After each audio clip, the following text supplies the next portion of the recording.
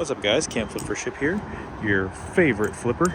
And, I wonder if I'm ever anybody's actual favorite flipper. There's so many good flippers out there these days. I might just be all on BS lately with the your favorite flipper shit. But yeah, so, today's video is going to be a tutorial. Now, usually I don't do tutorials unless somebody asks for them. But I'm kind of going back to my old way where I kind of try to see what I think people might be interested in. And so for that circumstance, I figured I would do a tutorial on this trick right here, which all of you probably know, but it's just called the ladder. I can probably do quite a few. The Kraken is known to be a little bit more of a slippery Balisong, or not really too slippery, but this is not a trick that you have to do like a bunch of to get the impression. I would say I would probably cap it at 3. You don't want to do any more than 3 ladders on a typical combo, just because it can get a little bit repetitive. It's cool to switch up the flow of your flipping sometimes, but it's not really that cool to just be doing it all the time. It's not one of those kind of tricks that always looks good. It's kind of one of those tricks where you got to pick and choose your spots that you want to do it in. And so consequentially, it makes it easier for if you're new, because you don't have to worry about, always learning a bunch of them. You just have to be able to do a few. And, this is one of those tricks where, I remember when I first wanted to try to learn it, I really just couldn't do it. And I think it has to do with feel. This is a very feel-based trick. And, you're not going to have feel whenever you're very first starting. So I would say, for this trick, you probably want to be somebody who has a little bit of Balisong feel, a little bit of experience, and has done it for a little bit of a while. Just because, it's one of those things where it'll just be better if you do.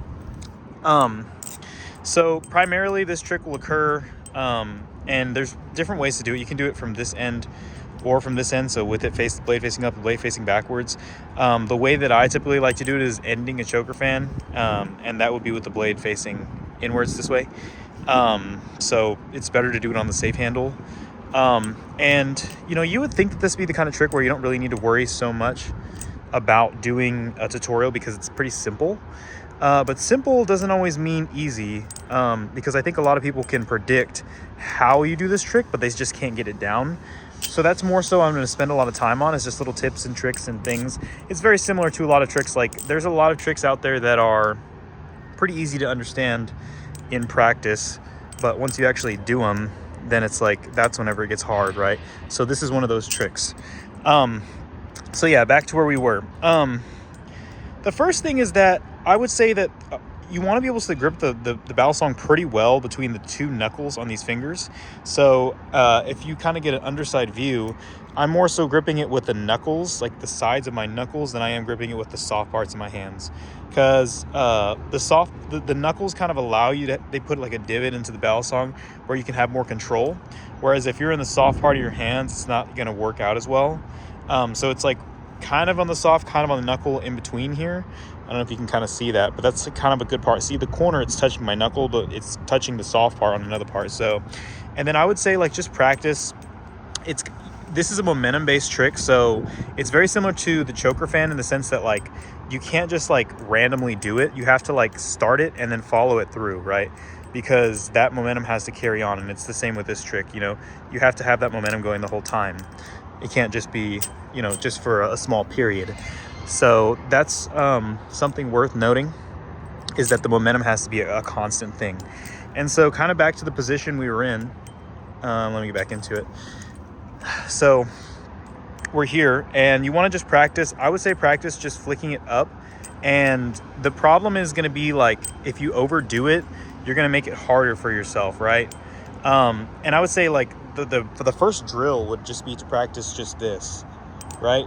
Just practice getting it from here to getting it from here to this finger, because the more you practice getting it from these 2 fingers to this pointer finger, the easier it's going to make it, because essentially the movement is not too much more than just that, right? So let me see if I can see it on my camera what I'm doing. But yeah, oh shit, look at that. But yeah, so once you can get that down pretty smooth, once you can get it to where you're kind of like just transferring into this finger, that's good. And then you can just kind of just hold it here, but you're not going to do that for the trick. You're not going to be holding it there, but you do need that little bit of grip. So where it all kind of starts to click is when you start to get the thumb involved, but you want to be able to do this part of it without the thumb kind of early on, because the thumb is essentially going to come in for a little push and a little stability transfer. So if you notice, my thumb is going to be here, right? But it's not really doing all that much. You can actually kind of do it without the thumb. The thumb is kind of like this is like a more of a beginner thing and a more of a stabilizer thing, because I can do it without the thumb, right? But when I bring the thumb in, it makes it so much easier to stabilize in between turns. And oh shit, you know, that's one of those things where the more advanced you get, it will look aesthetically better to use just the fingers that, you know, just the primary fingers. But with that thumb involved, it does stabilize it a lot better. And, you know, my thoughts is that really what it's mainly doing is just preventing the Balisong from slipping too much. See how it kind of slips when you don't use it? The thumb can kind of stop that momentum and make sure that it stays the right amount every time.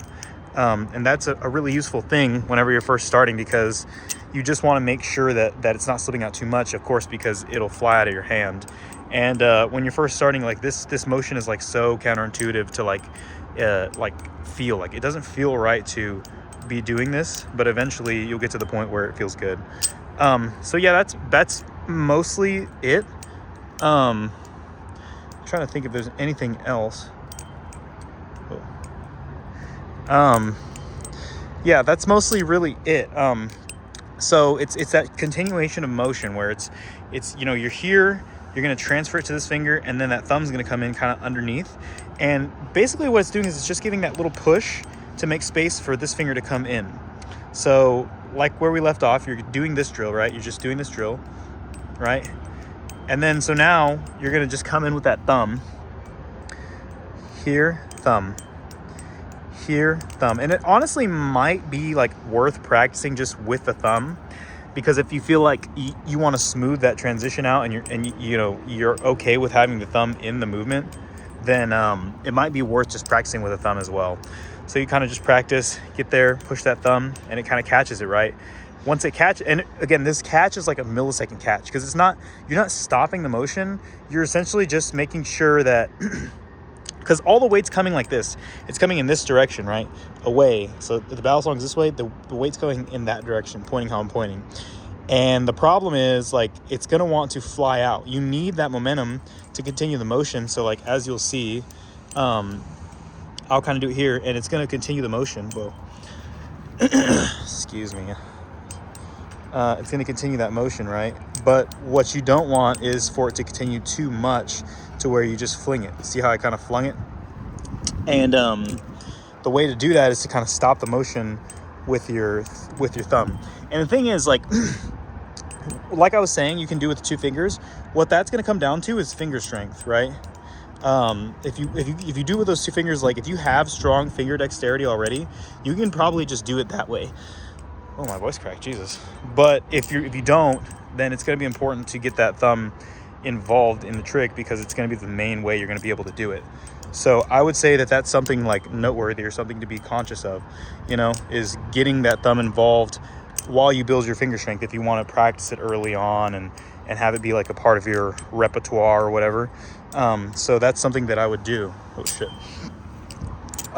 So yeah, so kind of where we landed off, right?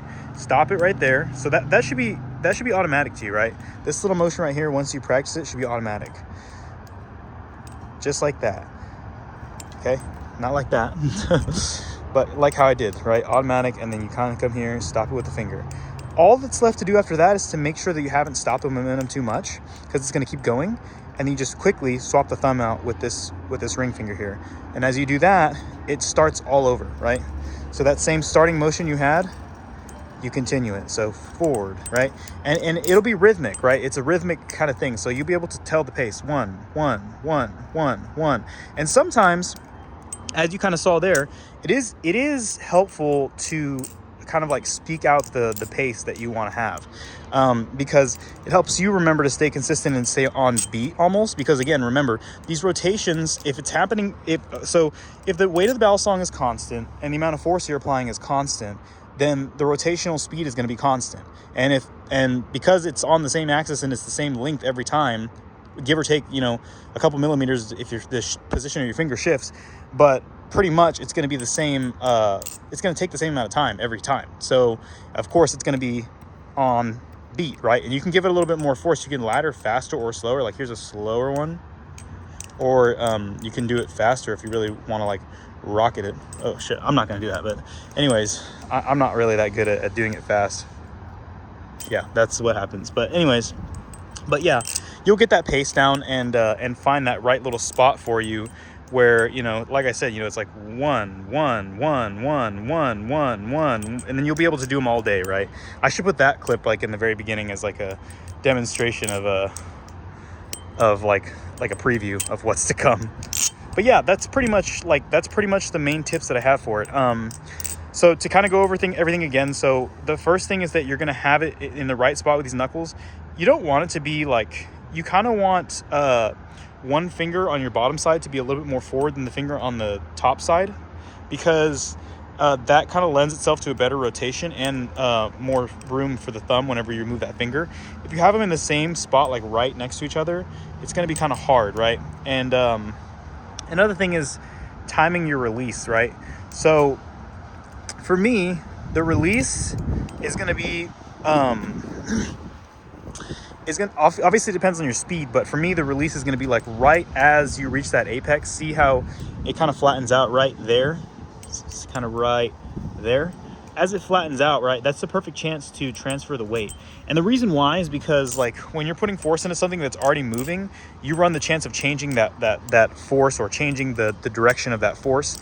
But because it reaches an apex, it's technically not in like a motion, right? Because it's going to come up and then it's going to come back down. But when it's at that apex, like its motion is not it has more like potential motion than it has like actual full kinetic motion.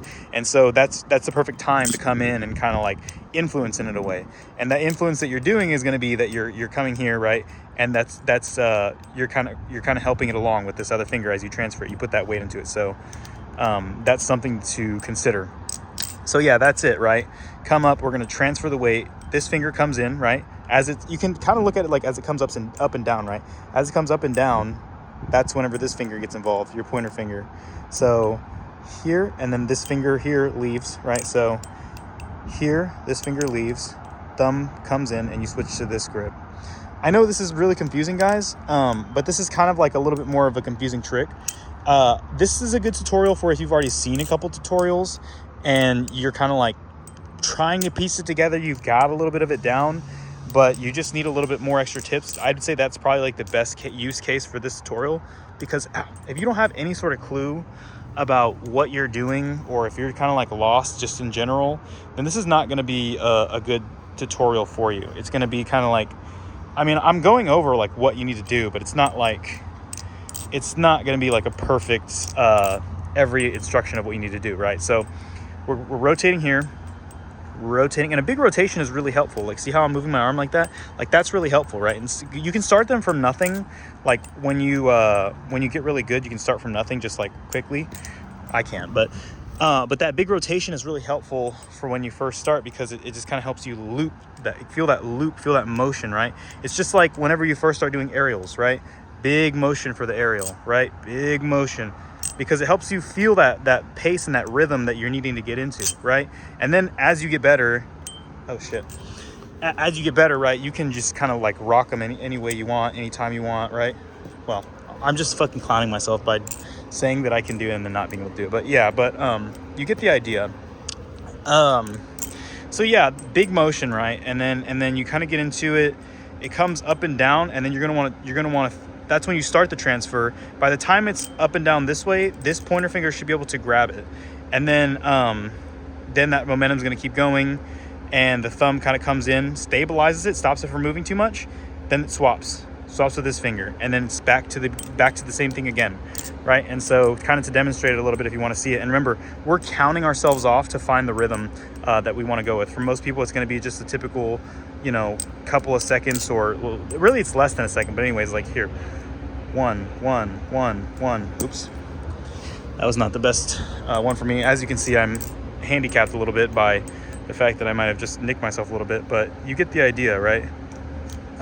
So yeah, guys, that's really mostly everything that I can help you with. Other than that, it's going to come down to feel. It's going to come down to being able to do it yourself and being able to know like what's the right spot, like where the momentum transfer is, what's the right feel. Like feel is a very big thing for this trick, right? And it just comes down to that kind of stuff, right? So I hope this was helpful for some of you. I know that a lot of people these days are really good at flipping, so you probably have this trick down already, but if you don't, I hope it's helpful. And if this was helpful, leave a comment or shout out this video to someone else. But that's all I have, guys. I hope you enjoyed it, as I fucking said already. Anyways, rock on.